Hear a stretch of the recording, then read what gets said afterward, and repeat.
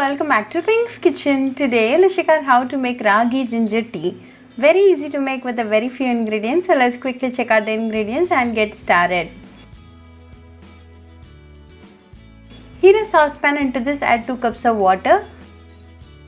Keep the flame on medium throughout the process. When the water comes to a boil, add 1 tablespoon of broken ragi. Let this boil for 2 minutes in medium flame.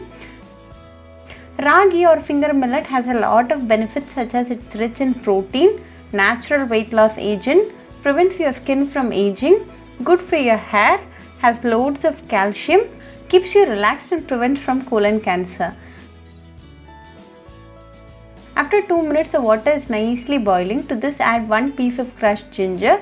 Let this again boil for 2 minutes. Ginger is a very healthy ingredient. It is loaded with antioxidants, fights against chronic diseases, reduces high blood pressure and good for your heart. The essence of the ingredients are nicely getting extracted to the water. We are not going to add any sweetening ingredient in this tea today.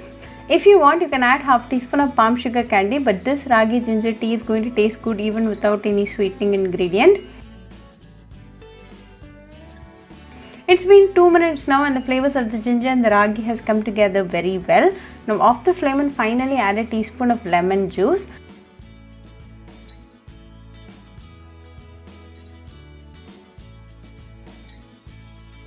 Let this rest for 10 seconds.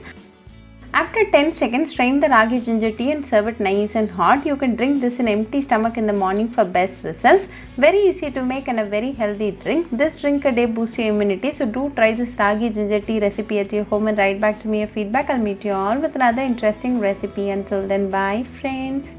Hope you like this video. So please do like, share, comment and subscribe to Pink's Kitchen channel and click on the bell icon for latest updates.